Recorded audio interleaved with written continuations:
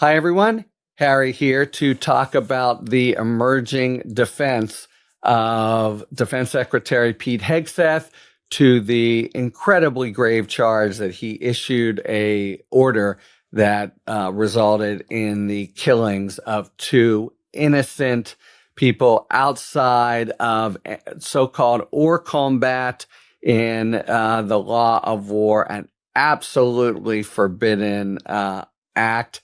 And he is now shaping up his public stance, and it's basically this. Fog of war, I couldn't tell. It's all too complicated, is point one. Point two, I'm a really busy guy, and I was running back and forth. I didn't even know for a couple hours that there had been the second strike. So to double back, we already know he had already crowed about observing the actual strikes, including the second strike that we haven't seen yet. What we've seen or what's been released is the first one. And then there was the general kind of self-congratulation by him and Trump. We took the ship down. And he now wants to say that, yeah, he's looking at a screen. Yeah, there's the second strike, but he didn't even know because fog of war and water's going everywhere and it's kind of too chaotic. And he had to rush off to his next meeting, big shot that he was. He was there, of course, as the, defense secretary to be for the first kinds of operations. That's what defense secretaries do.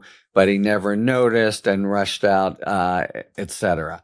Okay, so let's see. What does that portend, and whom are they pointing the finger at? Super clear. Admiral Frank Bradley is the person who had operational authority for the actual bombing, who gave the, the specific push the button, and then presumably the second as well. It's not yet clear, and he, of course, is in the hottest of hot water. Bradley's going to be testifying behind closed doors on Capitol Hill tomorrow, and then we'll see what his basic line, in theory, closed door hearing, we won't. I think in practice, we will, given Congress's propensity to leak. But it's shaping up to be a really high stakes showdown involving Hegseth with Trump on his side. Trump has said, well, Hegseth told me he didn't order the second strike. And by the way, Donald Trump, I wouldn't have wanted that second strike. I'll just leave that one hanging out there from the Trump's general bellicose attitude toward all this stuff. He wouldn't have wanted it. He somehow, incorporates in his bones the deep moral distinction about helpless survivors. He wouldn't have wanted it, and Hegseth didn't do it. Hegseth told him he didn't do it, etc. So the line is going to be drawn, but if it's correct that, Hegseth's going to try to hew to a line according to which, what happened? Bradley not having received an order from Hegseth. And by the way, the allegation is not that Hegseth said, see those two down there, just clinging barely to life in the raft, blow them the fuck out of the water. It's rather that he said going in, kill everybody.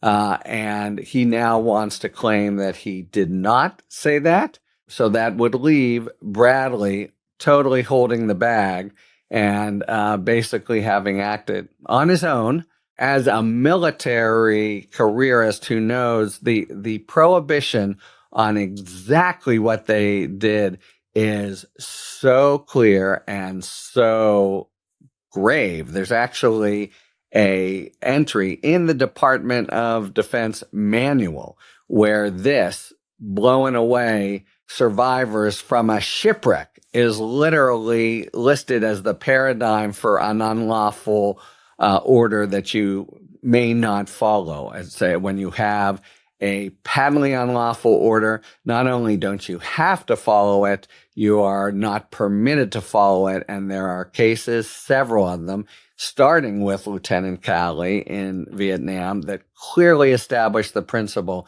you can't defend against criminal charges by coming in and saying, I was just following orders. That's why the whole provision is there, in order to, give the service member receiving patently unlawful orders some defense. That's why, incidentally, the actual video by the Democratic members is not only impeccable in the law, but really important on the facts. You have an administration here that is wont to do unlawful orders, and in particular, a kind of cowboy defense secretary who seems to, I'll just echo what Senator Kelly, one of the 6 authors of the video, said, which is clearly the least qualified defense secretary in U.S. history, really, and combines it with very bad personal qualities that we saw come out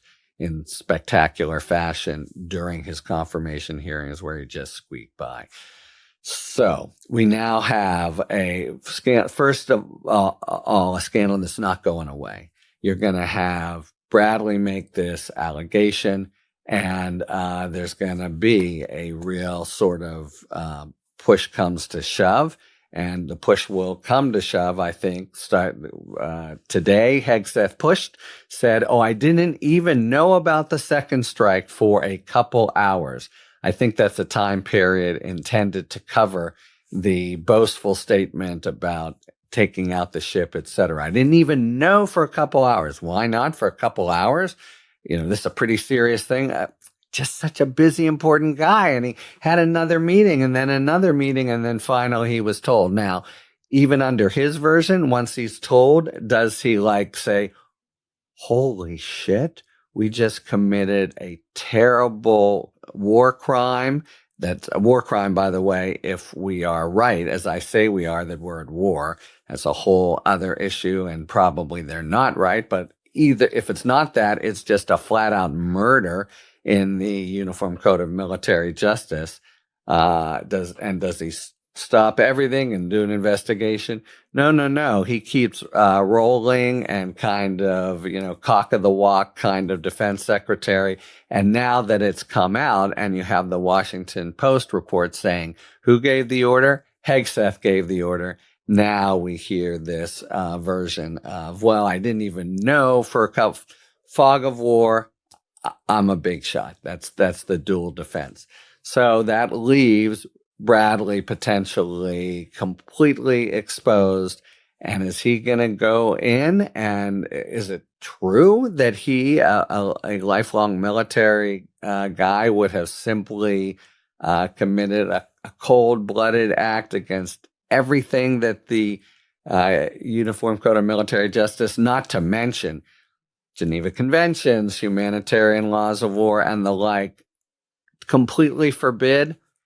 It seems very unlikely that it occurred, and very unlikely that he would just say, I'll be the fall guy. How deep do you want to put the sword in? So this is shaping up. I don't think it's going away because Congress has its hooks in it now, Congress members of both parties. So you'll see kind of posturing, I think a drive to prepare a report. You'll see opposing camps, roughly speaking, Hegseth Trump versus Bradley. And, I think this will go down as one of the 10, 15 kind of bills of particulars of the both mismanagement and corruption of the Trump administration. This is 2 victims, and he does things every day that encompass many, many more people, but it's such a sort of breathtaking violation. And now that the country is focused on it, I think it continues to be driven by Congress and the press for some time going forward, and to some kind of at least rough resolution report and the like. So this is going to be dogging Trump and Hegseth for a while. I think the odds, the handicappers on Capitol Hill would say that Hegseth's days in the defense secretary post are numbered. And there comes a point where the pressure gets bad enough that Trump, always thinking about Trump, tries to do the bloodletting of discharging him. Maybe that works at the time. Maybe it doesn't.